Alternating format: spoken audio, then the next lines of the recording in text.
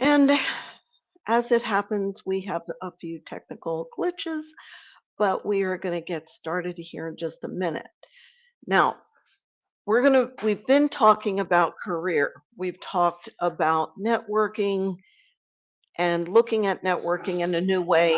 And that is really what we do here on this channel is help you think about your challenges in a new and different way. Because let's face it, our world has changed. It has changed. AI is intruding more and more into everyday life. In fact, I was at church this past weekend, and a man who's probably in his early 80s said, "Oh, I'm writing my autobiography." And I said, "Oh, fantastic." He said, "Yeah, I'm using AI." So AI is here. There are a lot of different ways we can use it. And stay tuned because in future sessions, I'm going to be talking more and more about how you need to integrate AI into your life, but we're going to do it intentionally with purpose, setting boundaries. But today I want to talk about the micro skills. Okay. The skills that we thought about in the past, leadership skills, emotional intelligence, resilience, strategic planning, handling change, those are all still skills that are needed.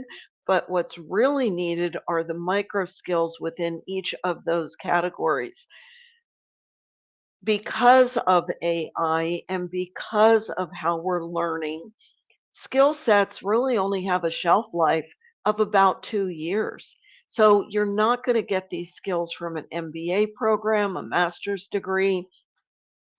Look in terms of different types of certification, but I also am going to talk about how you can use AI to up level these micro skills because the machines are learning faster than we ever can. And in fact, when an AI is rightly primed, it's going to function better than you can. Now, that's not meant to scare anybody. It's not meant to be challenging or to hype up the situation. It's simply a fact. And I'll talk more in other videos about what machine learning is, why AI is so capable, and how we can partner with it because what AI brings to the table is the ability to manage large amounts of data. Those large amounts of data are what have challenged leaders to stay on, to stay crisp, to stay at their best because large amounts of data can break our brains when it comes to having to translate that data into certain trends and certain patterns to understand what it means. It takes time to go through that. That time is usually not something that people have a luxury of. So, we're going to take a look at what are the micro skills and the ones that I've been alluding to so far have to do with resilience, but even more granular, it has to do with your ability to be flexible in your thinking, to adapt quickly in your thinking. Now, the way that we're hardwired, meaning our brain is set up to react first, to think second. It's that fight or flight response. Okay. It's a primitive survival instinct. So our computers get upgraded. Microsoft comes out with new versions. Apple comes out with new versions. And then we upgrade our devices. Well, our brain hasn't been upgraded in that sense in over 100,000 years. So the same amygdala, the same primitive survival instinct that ruled then rules now. Our software upgrade has to be the way we think about things, how we think about ourselves, how we think about work in general. So, what I want to talk about are some of those micro skills because you want to be able to reduce the threshold where you are reacting. In today's world, our primitive survival instinct is triggered when we're distracted. And research has shown that a 15-second distraction costs us 20 minutes if we even get our focus back. And in the world of AI, that is compounded. So AI augments our ability, but it also accelerates our distraction, our distractibility. Okay, so think in terms of Microskills, think in terms of ways that you can hack your own brain because we need to partner with AI in order to optimize our outcomes and to optimize how we show up as a leader or a professional. So different skills are required in different fields. When you're looking at leadership in general, people skills come to mind. AI cannot really handle or manage conflict.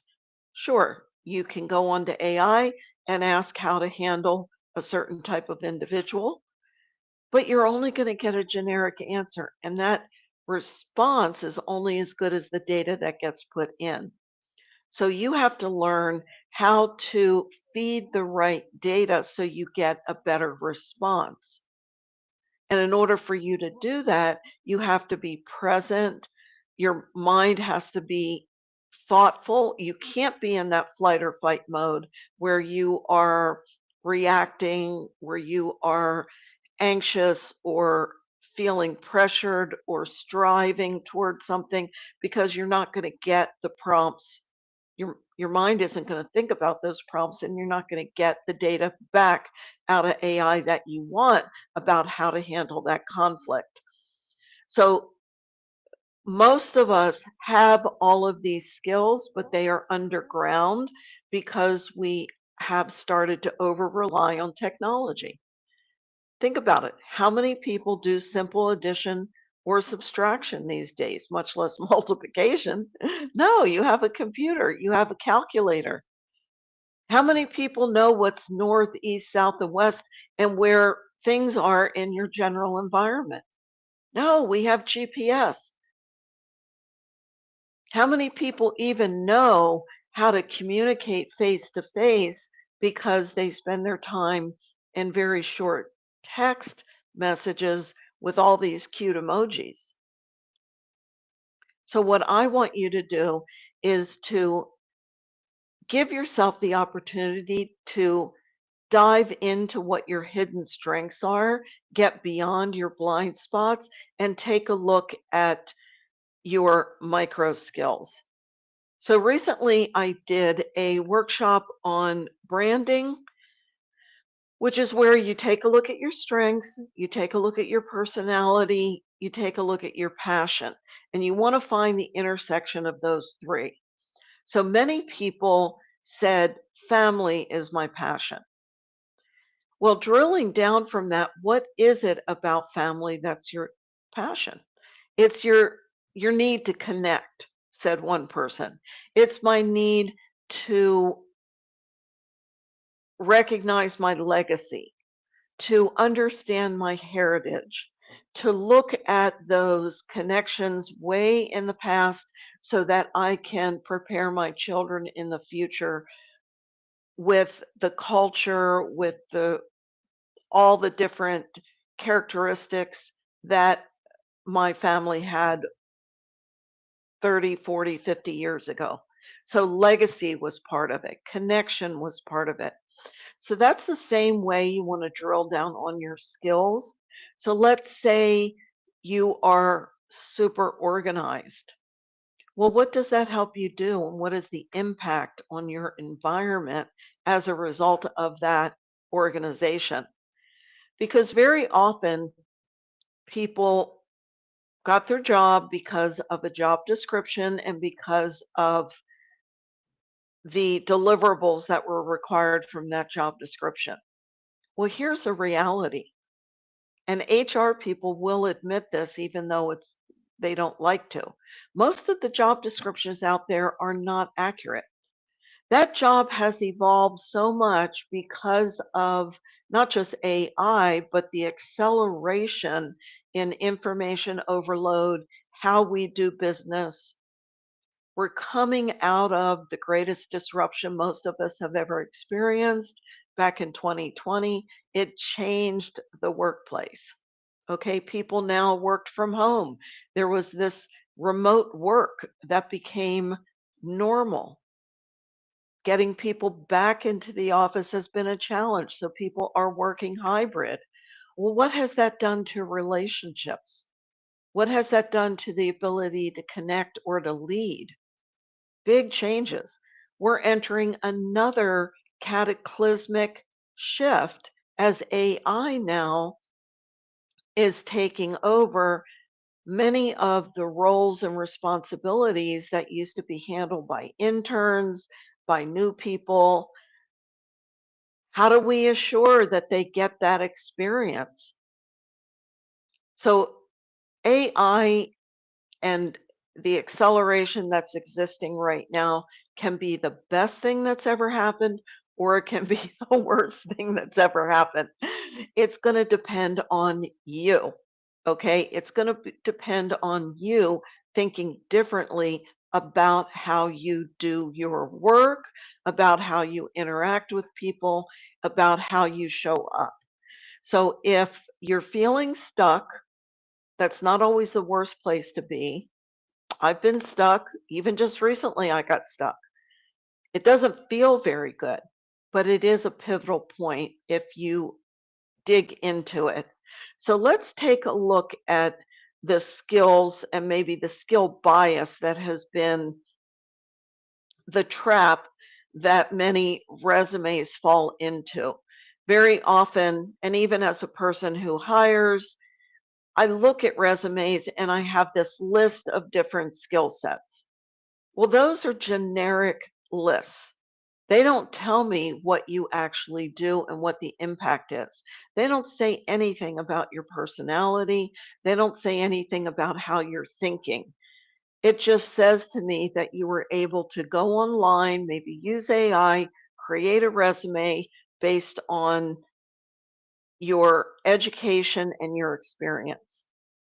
And that's a great place to start. I highly recommend to use AI to put your resume in there, to put the jobs that you've had in there, throw in a few job descriptions, whatever you have, throw it into AI and ask it for 10, 20 jobs that you were qualified for. Then ask for the companies, 10, 15 companies. If you're in a certain location, do it by location. If you're willing to move, look at it nationally or globally. And AI will create a list for you because once you get that list, you can ask AI for the contact information of those 10 or 20 companies, who they've hired, how much they've paid, what is the status of that company. So that's a great way to use AI. What I'm looking for is for you to look at those bigger skills and to start to drill down. So you want to do your own audit. So let's just say, for example, in a recent meeting I had with a group of leaders, some of the skills they talked about were organization, resilience, managing conflict, data analysis, financial planning, and that's great. But if you have 100 people with financial planning and a bot is reviewing your resume, that's going to get thrown out because it's too generic. So, what is it, for example, in financial planning that you were able to do? Well, I remember one leader, an executive, was able to find the hidden money.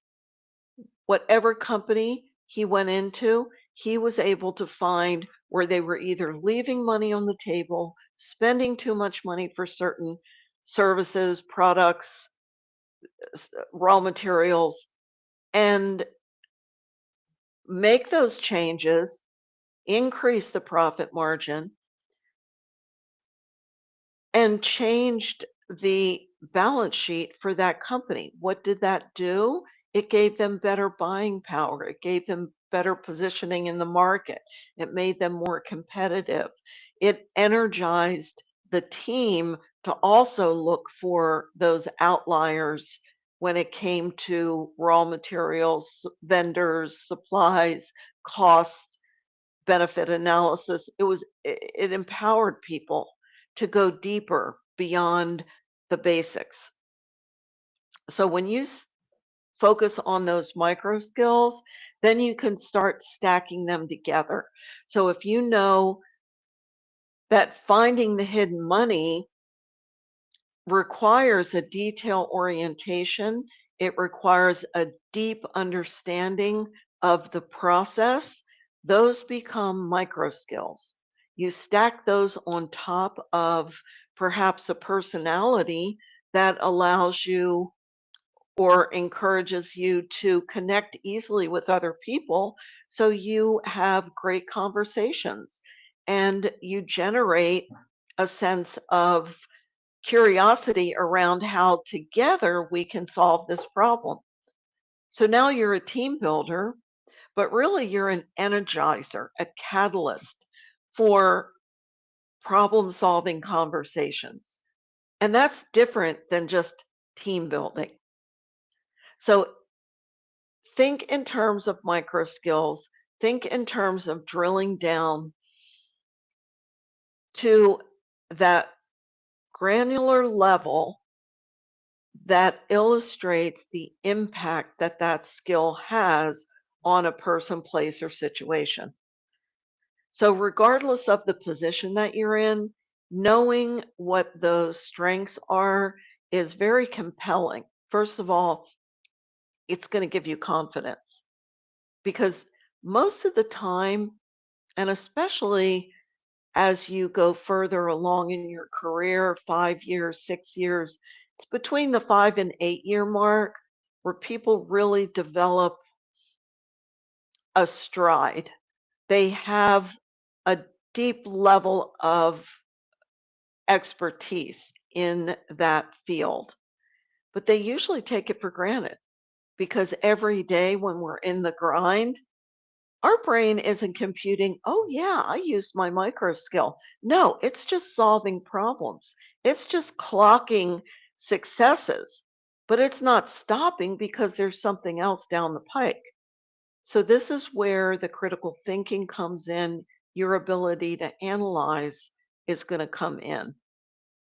So, if you have trouble drilling down those micro skills, that's what coaching is absolutely excellent for. So please reach out. I would be thrilled to coach you. I've worked with thousands of people and I'd love to work with you. You can also ask a trusted friend, colleague, someone who knows you. Make sure they're a trusted person though, and they're going to give you good, solid feedback and not just something they think is important.